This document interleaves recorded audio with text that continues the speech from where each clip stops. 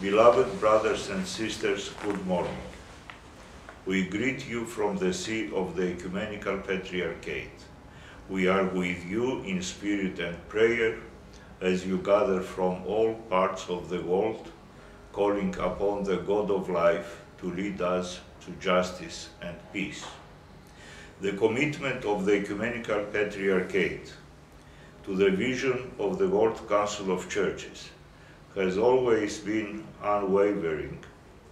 Indeed, our personal dedication to the World Council of Churches is evident in our extensive participation in executive roles and responsibilities over many decades. More recently, we spoke at the Council's 60th anniversary and addressed the last Central Committee in Crete in 2012. The theme of this 10th General Assembly appropriately encompasses purpose, perspective, and prayer.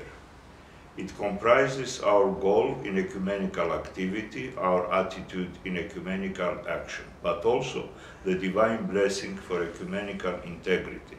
Let us, however, remember that our doctrine should inform our life.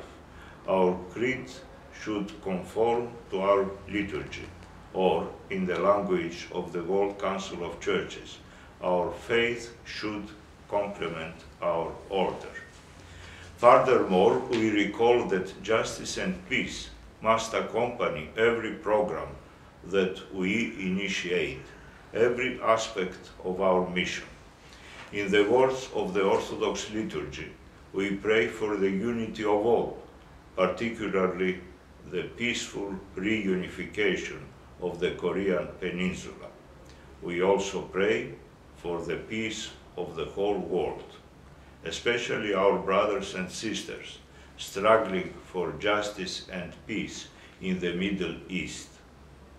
This is surely what informs our responsibility and accountability before critical problems of global importance, such as economy and ecology. There is no comfortable way of sitting on the cross. We cannot remain idle spectators in a world pervaded by social injustice and plagued by suffering and oppression. We humbly recognize our dependence on God's mercy for reconciliation and healing. The truth is that we are on a journey toward justice and peace. Ecumenism is rightly called a movement. It is this notion of pilgrimage that uniquely distinguishes the Christian way. Therefore, dear participants, we are obliged to work toward visible unity. We must remember that communion, koinonia, is not just a sociological term describing the work that we do together. It is primarily a sacramental term defining our relationships as member churches. As such, the vision of koinonia should never be diminished or disregarded simply because it complicates our cooperation. As we consider the tasks before the Assembly and beyond Busan, we have the following reflections to offer.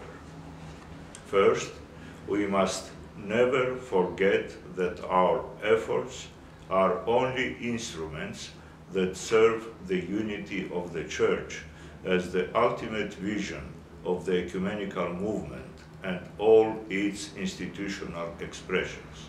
Second, we welcome the initiative of the World Council of Churches to enlarge its membership.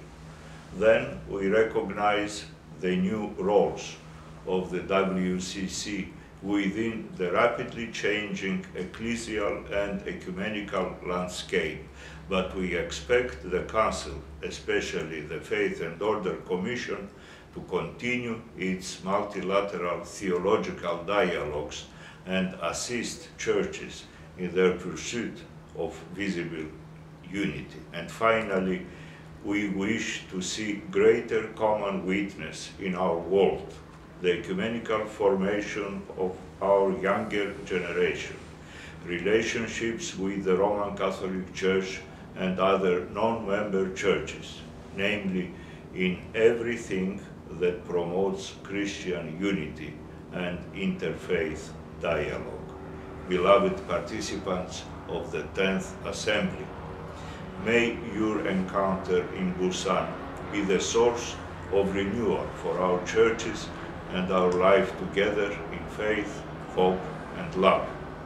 May it pave the way for respect and compassion toward every human being, so that all people may be welcomed and embraced as unique pieces of a sacred puzzle constituting the marvelous mystery of God's wonderful creation. May God bless this assembly and your deliberations.